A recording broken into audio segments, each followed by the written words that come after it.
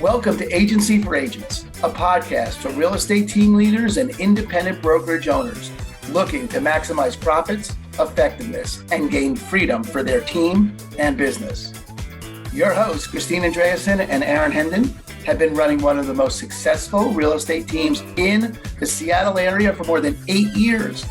They know building a winning team means finding ways to empower, nurture, train, and develop individual agents to discover their own power, their own agency. On the podcast, Christine and Aaron interview thought leaders in real estate and personal growth to help you impact both your performance and your teams. We know it takes a lot, and leaders and brokers that crack that code reap the rewards of success greater than any they could ever achieve on their own. All right, well, Keyen, we know that you are a top performance coach and a leadership consultant, and you've got quite the story. We're super, super excited to be with you today and hear everything about you and what you're up to. And we thought instead of reading some paragraph or some bio, we'd just start the dance right now. So why don't you take a minute and tell us? Aaron and I have both done our due diligence. We know your story. We're inspired by what you're up to, and we can't wait to really hear it from you. What is it that you're up to, and how'd you get where you are? Yeah, so I'm currently living in Brazil, living my dream life in every single way, or I would say my heaven on earth. I know it's not to say there's still some things that I would like to do with my life, but I would say I've created quite the life for myself that I feel very, very, very, very good about. It's been a long, but also relatively short journey, I guess you could say. I've lived many lives in a short period of time. One of my lives was a professional football player at 235 pounds, 8% body fat, NFL linebacker. My next one was, but my next life was more You're of not a long. looking like 235 right now.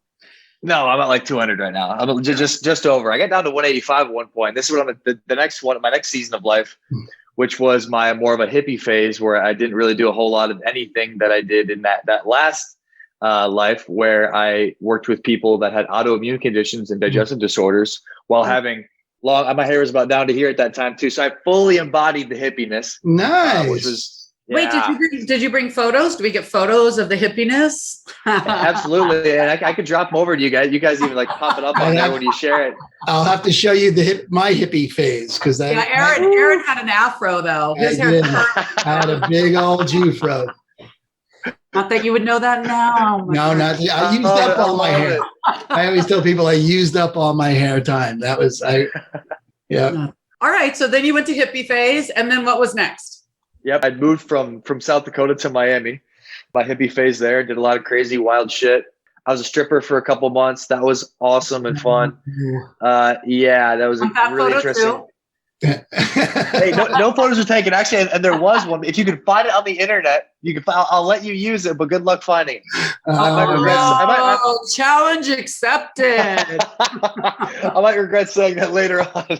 But so Miami was a crazy time for me. Did a lot of really fun stuff. I was doing personal training, but I also ended up kind of establishing myself as the go-to person for everything internal health related. So went all in on that.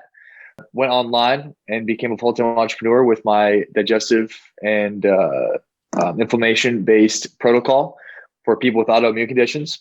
And did very well with that and was able to be location independent at that time and moved to Colombia, where I spent a year there. And after that, moved back to the States.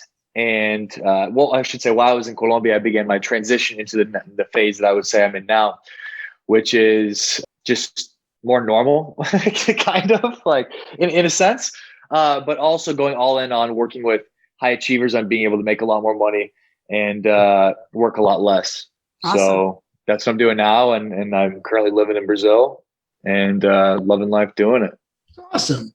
Keyen, that's just great that, there's never a set path, there's no one way you wound up, very cool. Yeah, no, I don't know, man. Like I've learned to fall in love with a lot of the ambiguity of life and to follow what feels good to me and trust that whatever I have set as a very strong intention for my life, the how and the process of getting there is just me surrendering and kind of going with what is. And it's provided me a lot of really, really fun experiences.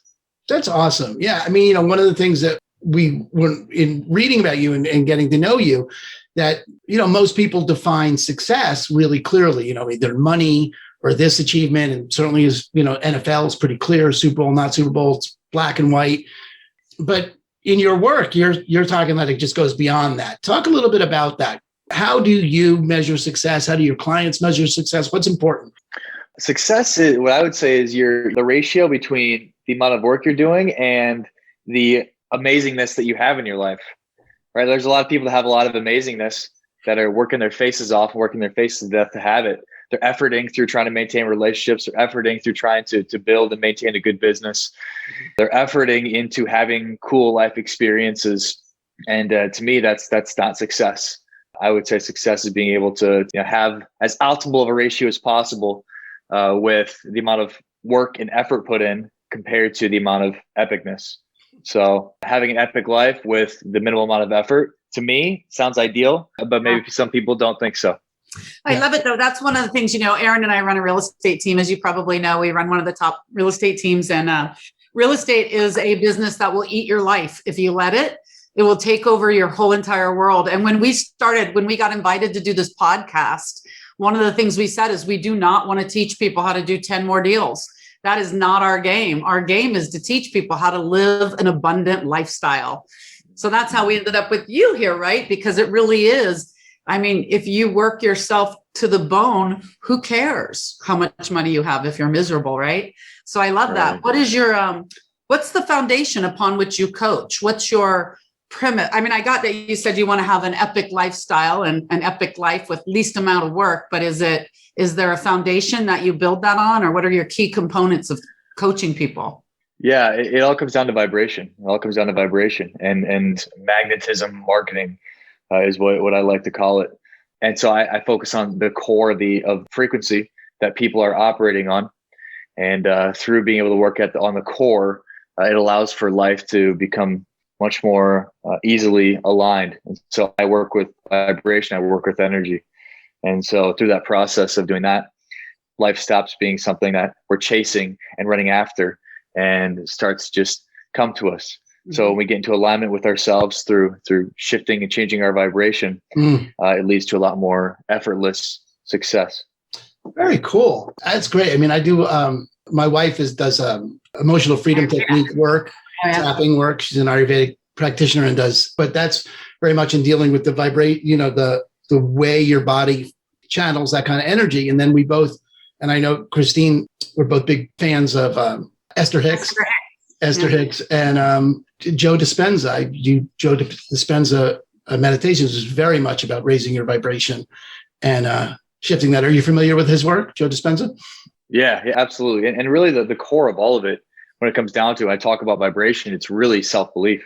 Yeah. Self-belief is everything. At the end of the day, it is absolutely everything. So that's really what the core of it is. Because if you can believe that you're worthy of having everything you want without having to effort to get it, then, if you can think it, then you can touch it. Think who says that? Bob Proctor, right? So the difference is with what I do compared to maybe what Bob Proctor teaches is I believe there's elements of what is taught with Bob Proctor that's missing. They're missing the clearing of the lower frequency energy, and it's more of a block out. It's more of a block out and trying to pretend like it's not there. And I think what ends up happening is that it becomes much more difficult to continue to operate at a certain vibration when you're fighting parts of yourself. So I think there's an element of clearing that's really important to be had in the process of stepping into the belief system equaling your external reality. So I think it's the combination of both. And I think that's what I bring to the table is the combination of the both. Very cool. So not just pretending the other stuff's not there, but actually dealing with it, releasing it. And that's how you work with people. When you're working with people, is you work with them to release that or to disappear that. How would you say it in your words? Yeah, exactly. Disappear is an incredible word, right? When it disappears, then you can put something else in there. You can rewrite the code. That's awesome. That's really great. Like when you get yourself to the space of no thing, then you could create anything, right? Yeah. There it is. Awesome. There it is. Yeah. I love it. I love it. And what's one tip you would give somebody like on a day-to-day basis, without giving away your whole business, but what's one thing, like if somebody wants to really they have the experience of not being able to manifest what they want in life. Where would you tell like the basic newbie, how do I start raising my vibration? What's the one thing you'd start with? One tip for the day? I don't know. I don't really work with those people. You don't? I work that are already right. This is what I say. I don't work with the people that have a hard time getting off the couch. I have a hard time with people that, I work with people that have a hard time sitting down. So yes. I don't relate. I can't relate to people that are having a difficult time getting off the couch of their life. I can't. I've never been that. And so I don't really speak for them, to be honest with you. So, no, but a lot of the high D and the high driven type A people are the hardest ones to slow down and get presence. Yeah. Sometimes, right? Not for me. No. Well, for me, no. But that's where it's a beautiful combination of intellect paired with true compassion that really gets the attention of a type A. And that's what makes me so different at such a young age, I may add, is my intellect paired with my compassion. And that'll get somebody that is a very driven, make things happen, always moving forward type of person to stop in their tracks for a few minutes, along with a lot of social proof too. That helps. Say that again. I missed that. I said along with a lot of social proof as well. That helps too. Yeah. Right. What does you working with someone look like when you take someone on?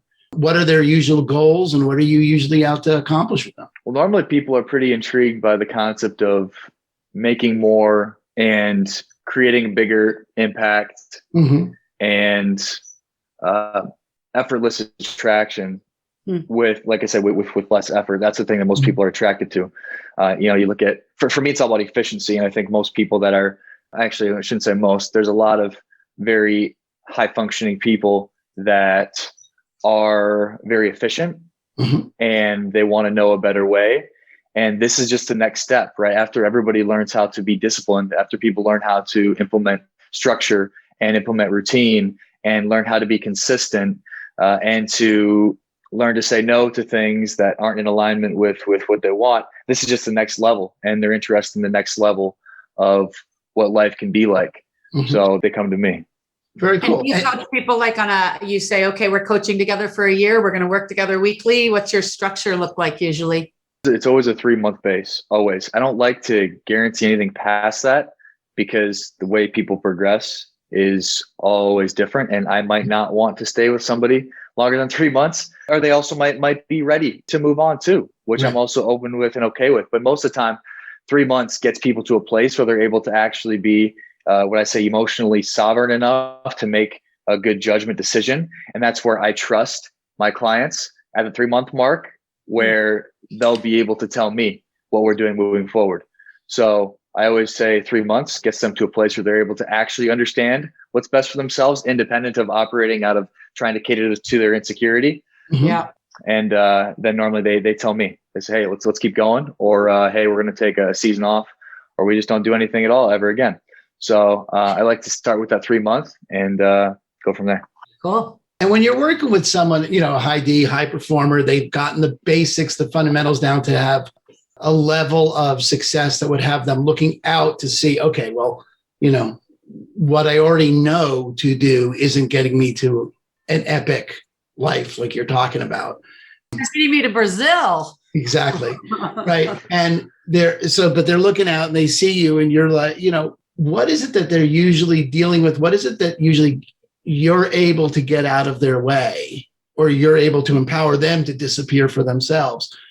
What's I'm just thinking about this in terms of people listening, right? So we've got high-powered team leaders listening to this and people that are looking to empower their teams in what their individual players are up to, and they know their success is no bigger than the individual player's success.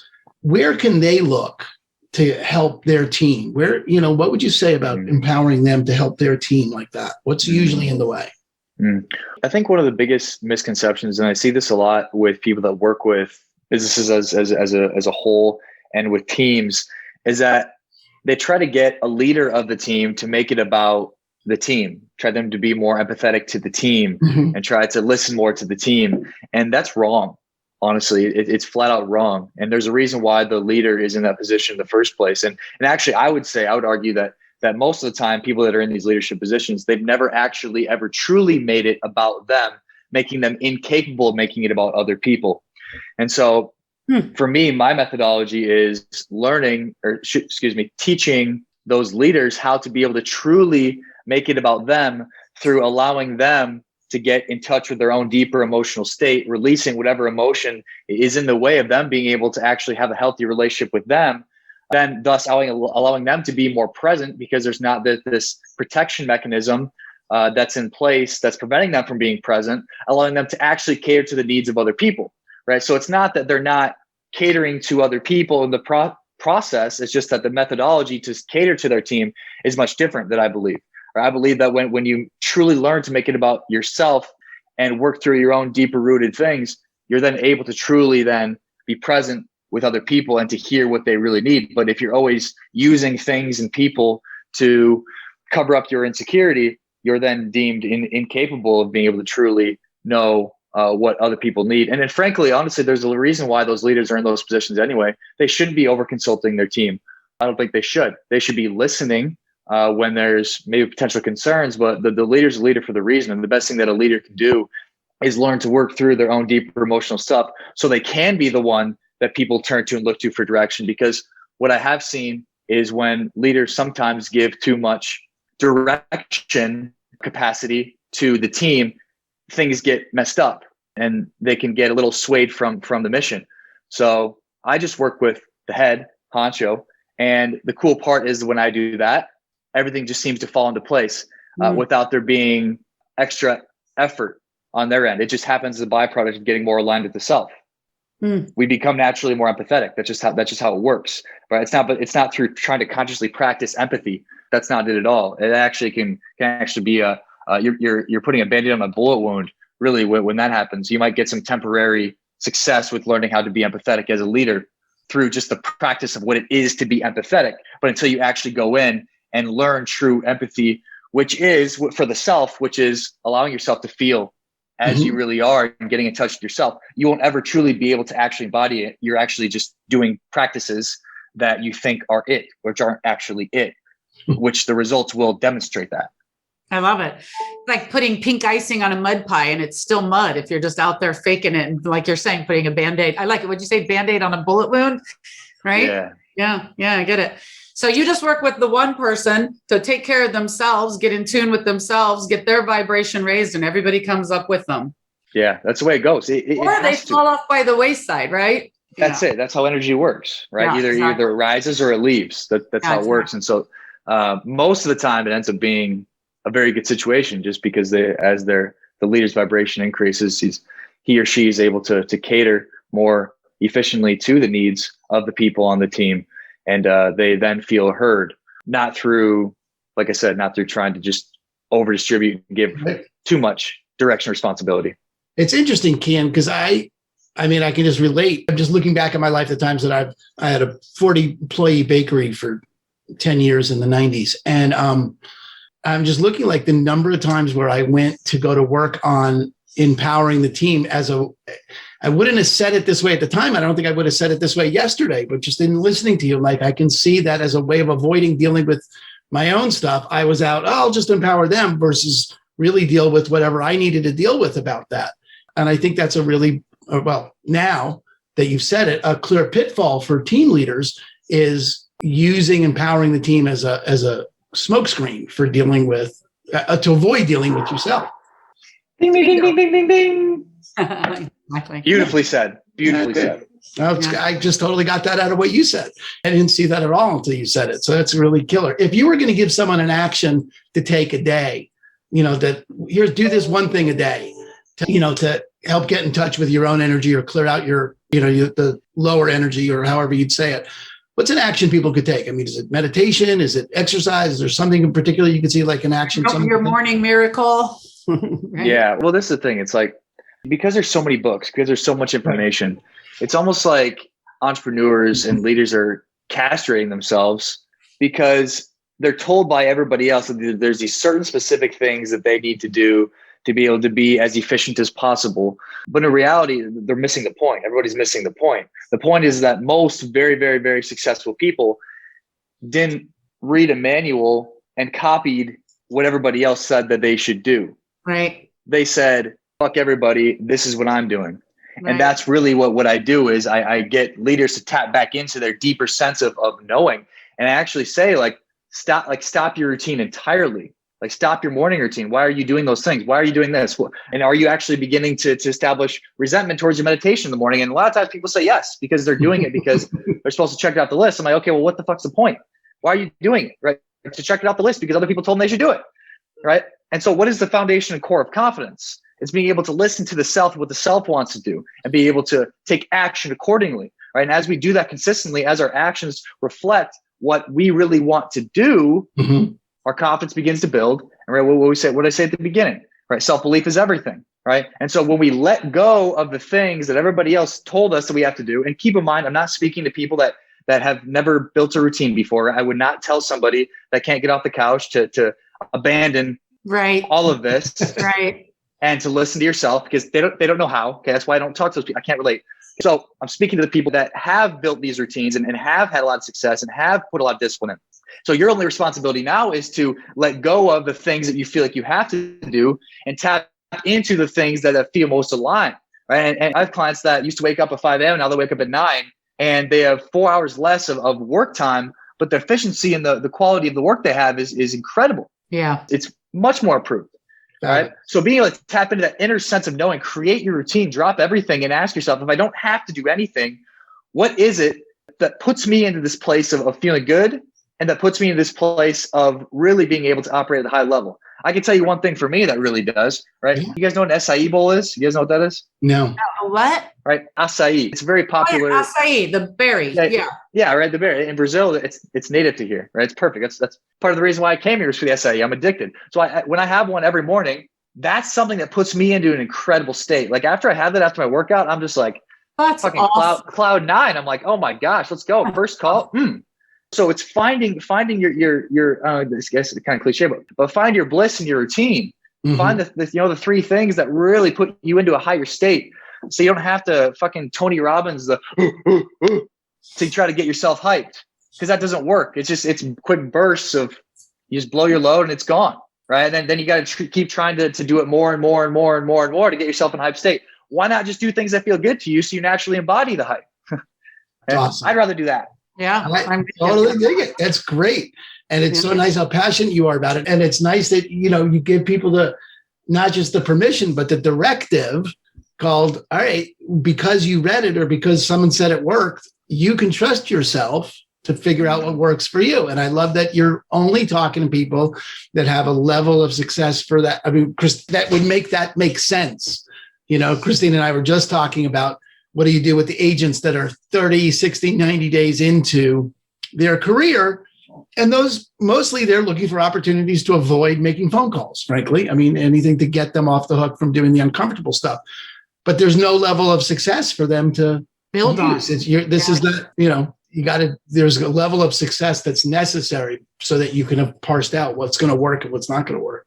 Yeah, absolutely. And in that situation that you're speaking of, right, what I would say, maybe if I can give an example for a leader in that position with people that, haven't really had a lot of success and they're coming in and these people that have only been around for maybe 30, 60, 90 days.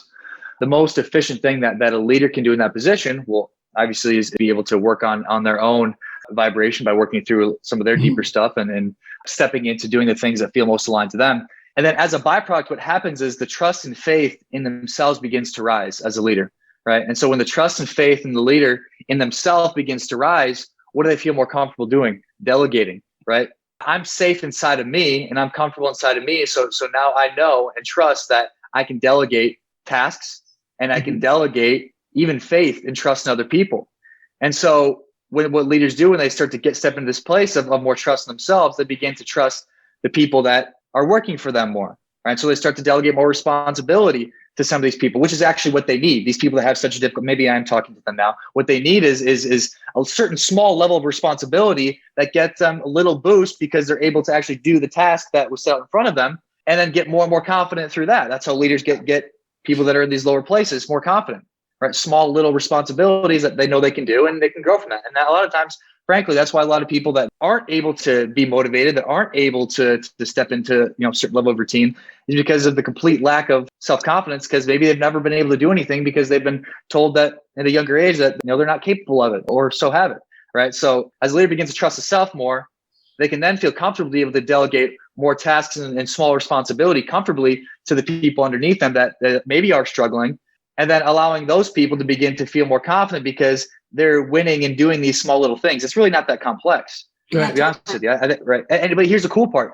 You naturally begin to embody this shit. I don't have to talk about it, right? I'm not a relationship coach. I'm not a specific technique business coach. Now there's some things that I know that I'm able to help people with, but people begin to embody this energy and start to do the things I'm talking about without even knowing it. That's the incredible part. That's what happens when we get into alignment with the self. We begin to embody this. And it's like people come back to me like, hey, I was doing this. I noticed myself doing this. We never talked about this. And I'm like, I know. That's how it goes when you're aligned, right? That's how you work with a genie. I love it. I love what you're saying about the little wins for the new agents. I mean, these are real estate agents and they have to talk to people they don't know and it just freaks them out. But little wins, little ones, they'll reprogram the neuronal programming from whenever they were a kid and start to actually know themselves as someone who could win, right? It's lovely. Ooh, that's it. And everybody wants to receive from the king, right? And the king or the queen is the leader of that group. Thanks and when the king or queen, thanks for the queen shout out, my friend. Absolutely. I work with a lot of queens. Fuck yeah. I love working with females, sometimes more than males, but it's incredible to see. And I think a lot of leaders maybe don't even realize their capacity of how much other people look up to them. But for a leader to give a certain level of responsibility, a small amount of responsibility or faith and trust in somebody that's working for them, that's a big deal, right? And if the leader's embodying this king or queen energy, oh my gosh, that's going to feel so good to somebody that's working for them, just to be able to receive in some way by doing a task for them, right? But if you're not embodying that energy, it's difficult for those people to feel that for you. So. And when you are, it just pulls them in, right? You just get more and more of them coming and coming and coming and coming. They're coming. Magnetism. It doesn't have to be that hard. It really is. Yeah. That's awesome. That's great.